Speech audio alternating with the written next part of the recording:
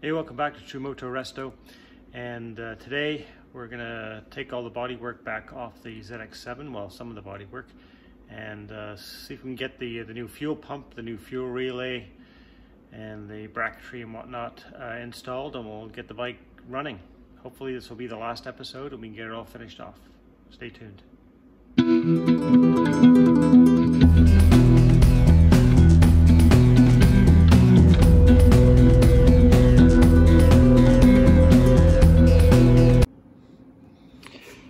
Alright, so there's my new pump filter assembly, the new brackets, new fuel lines and whatnot. So, I mean, I've assembled it just because it seemed to be easier to put it together outside of the bike. What I'm not sure yet is how easy that's going to be to position down in there, but I guess we'll get to that shortly. It's supposed to attach onto this bracket here. This was missing, this was missing. So I had to buy one of those off eBay, and then I managed to buy these two rubber grommets, mounting grommets from Kawasaki, brand new Kawasaki filter. This is kind of the questionable link in the chain. These are like $300 and some odd if you buy one. I'm not even sure they were genuine Kawasaki, but so I took a chance for a lot lower amount on a probably made in China one, so we'll see if it even works at all. But I thought, hey, if it works, we'll give it a go. If it doesn't, well, then I'll have to take the plunge on the more expensive item. So so the new relay has been mounted in here, and this is the wiring that I had to repair, but the relay came with the rubber mounting bracket as well, although the original one was there. So the relay's in there. I have to get some bolts to fit in here to mount it, and then we'll see how easy it is to maneuver this thing into place. I might need to shorten this line as well, we'll see. But yeah, we'll get that in place and see if it works. All right, so we have everything in place. The new bracket is mounted, new fuel filter, new fuel lines, fuel pump. I haven't got everything connected right now. The new relay is in. I haven't connected the fuel pump yet either. My plan is I'm going to get the bike running the way I want it to run, just off a fuel feed. And then I'll connect the fuel pump, make sure I'm getting fuel coming out of here, and then I'll connect it all up, and then I'm just going to do one thing at a time. It just makes problem solving a little easier in case something doesn't go the way I expect it to go. You know, then I would probably track things back to you know, the new fuel pump not working, or maybe if for any reason I got the wiring wrong on the relay and whatnot. But anyway, we'll go from there and see how it goes. Okay, so as I start the final assembly process, this is part of the air induction, and it fits right in here. My question is, I don't think that is OEM at all. It looks like somebody rigged up a what I'll call a Venturi type of air stabilization induction thing. I think the idea being that those vanes that they put in there act like stabilizers for inducting the air in a smoother fashion. So I'm going to try to find some pictures online of the what it's supposed to be, but my guess is that that's supposed to be in place without that aluminum cross section in there. It looks kind of home fabricated. There's a hole there, and the manuals that I have don't show it. This is 89 to 95. The pictures that I have here are, this is the closest one. That's for the J and K, and the H doesn't show any sort of assembly like that at all on this. That must be an H1. And then this manual is for the 89, and it doesn't show that either. So I'll see what I can find online. My guess is that that's going to have to come out, but before I start pulling on it, I will do a bit of research just to be sure. All right, so yeah, I did confirm that this is a homemade thing, so that'll come out. And in actual fact, there's supposed to be something else inside here. I guess this is referred to as the intake silencer. So it looks like there's a piece of inserts inside here and is attached by this screw, which I don't have.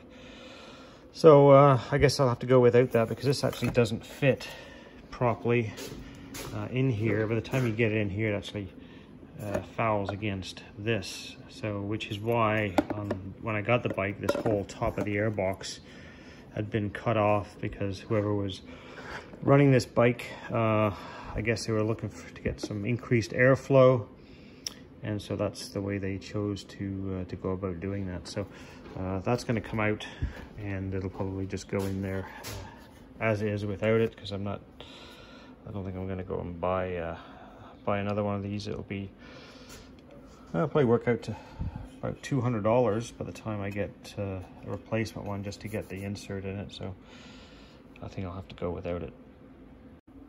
All right, so just figured I would open up the airbox. The filters are pretty clean. Looks like a K&N type of filter in there, but the inside, the lower part of this airbox is just full of shite from, I don't know, probably 30 years of running. So I'm going to clean that out, then we'll put this thing back together. No point in going this far and not taking this thing apart, and that's just disgusting. All right, so there's all the shite that was in the bottom of that airbox. On the outside, there was a bunch of this foil tape, and I'll show you in a second why all that foil tape was there. Maybe it was supposed to be there originally, but it was covering up something else.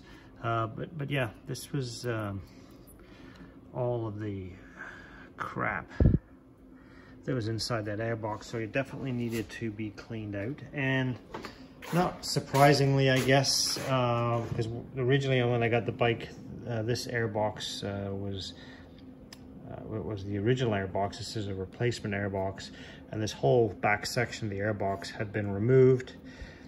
This unit here was strapped down on the side, and I think the whole idea was they were trying to get better airflow into the airbox, but there was also no hugger fender on it, so I imagine a lot of the road crap was just getting sucked right up into the bottom part of that airbox, and thank goodness there was an air filter in there. So anyway, I got to finish kind of cleaning all the major craps out of here, but you can see that foil tape was covering 10 holes on that side of the airbox and another 10 holes on this side of the airbox.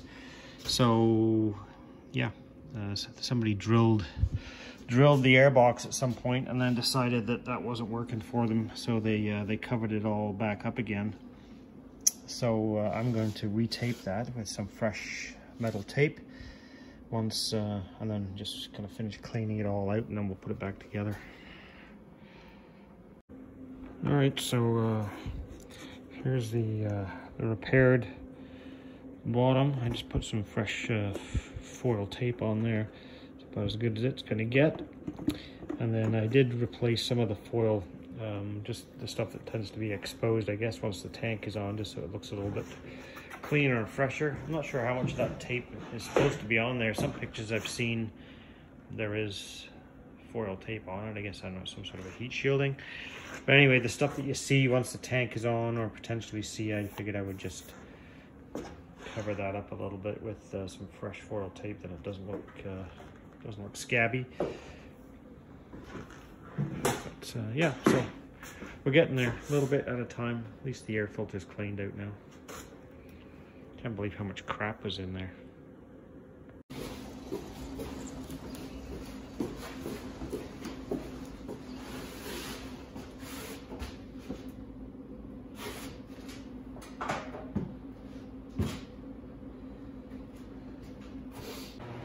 All right, so I had to rig up a different setup here for the fuel bottle. Put a wire there just to hang it up. Couldn't reach it from where I normally hang it. So what I'm doing here is I'm just going to run it off the bottle, straight off the bottle for now. Once I get a reasonable baseline for it running well. Then I'm going to disconnect that, and I'll get the fuel pump and everything set up, see how that works. Just got a temporary battery in there for the moment. It's not the correct battery. I still haven't found one to fit. But we'll see if we can get it running and get the idle adjusted and all that kind of good stuff, and we'll go from there.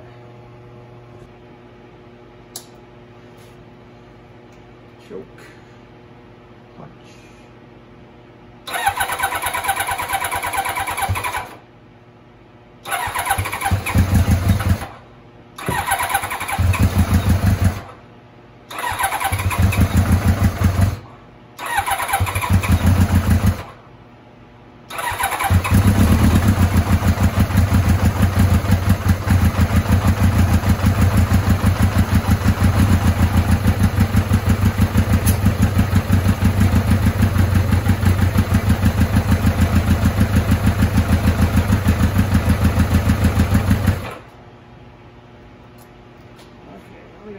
Two cylinders running there at the moment.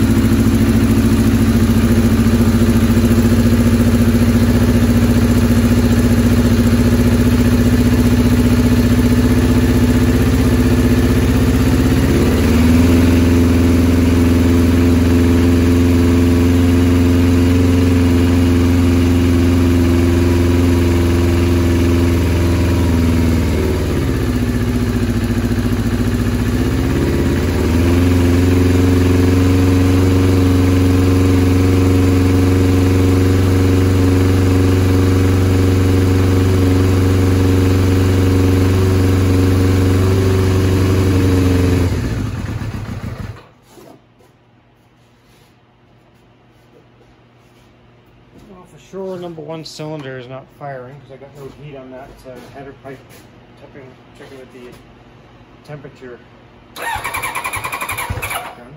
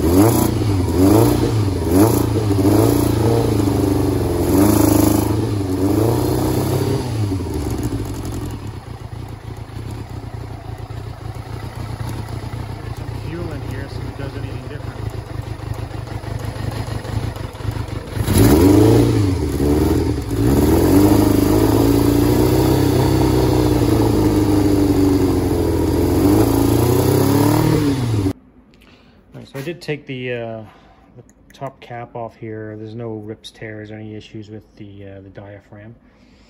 So yeah. All right, so I pulled the carbs off and just double checked down those throats. There's nothing in there.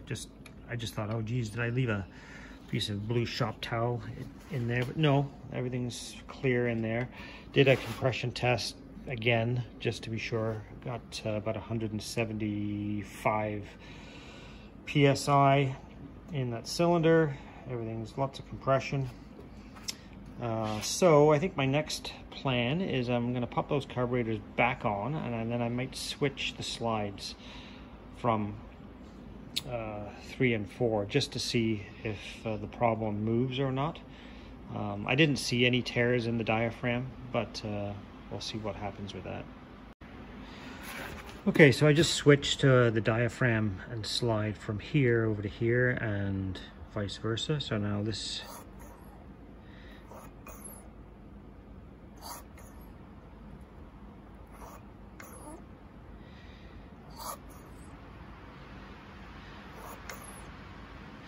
so we'll see if that switches sides from a problem perspective, and if it does, well, that tells me that I've got a bad diaphragm, I guess. If it stays okay, then if it stays right in the same place, then I know there's something else going on. So let's see what happens here. Turn on my fuel. Turn on that. Some choke.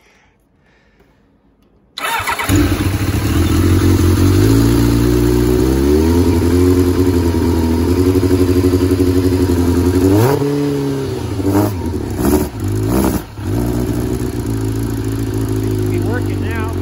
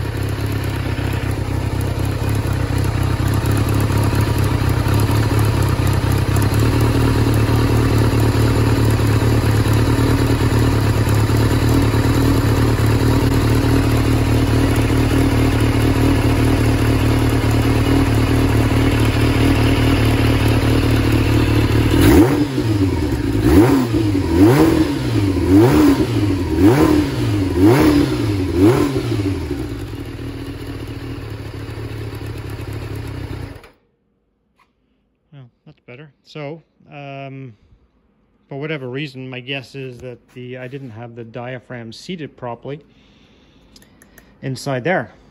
So that was a relatively simple fix. Now the other thing I got to figure out is I did connect, I've disconnected it now, but I did connect the fuel pump. The relay is connected, but what I didn't feel anything kick on here. And to be honest, I have not actually tried to put any fuel through it, but I would have thought it would have tried to pump. Okay, so back on the bench, it's running nicely now. So the thing I got to figure out now is why the fuel pump is not activating. So I did disconnect. This is the main connector from the fuel pump to the wiring harness. If I apply 12 volts here, the pump kicks on. What I can't get is any sort of activation of the pump from the relay. It's a brand new relay, but I'm not getting anything from that, so I've got to figure out why that is. I have 12 volts between this yellow wire and this black wire. So I'm guessing then that's obviously the black wire would be the ground, the yellow wire would be the 12 volts from the battery, and I'm guessing the red wire is the trigger wire, and then the black and blue wire is the output voltage to the pump once the relay activates. What I don't yet understand is how that trigger wire works, and is that kind of the missing ingredient? Something isn't triggering somewhere for some reason. I don't know. I'm still learning. Okay, so I think I figured it out. So doing a bit of sleuthing around and testing, what I think I have discovered, and I think it's actually working. I can now feel the relay clicking, so the pump going, so that's good. So when you turn the ignition on, it does not trigger the relay. I think there are two circuits. So the relay is powered by the yellow wire from the battery, and then there's a ground wire, the black wire next to it, and then the trigger wire, which is the red wire, I think is triggered when you hit the starter button, because then as soon as it starts to click and fire, I can feel the relay doing its thing for the fuel pump. And then I think once the bike starts, that's when there's the other circuit for the running circuit, I'll call it, will take over. So I was expecting it to work as soon as the ignition key was turned on, but evidently that is not the case. So I believe I have solved my problem. So that's good news. So I'm going to call this one finished. So here she is, all done. I'll just do a walk around and you can enjoy the view.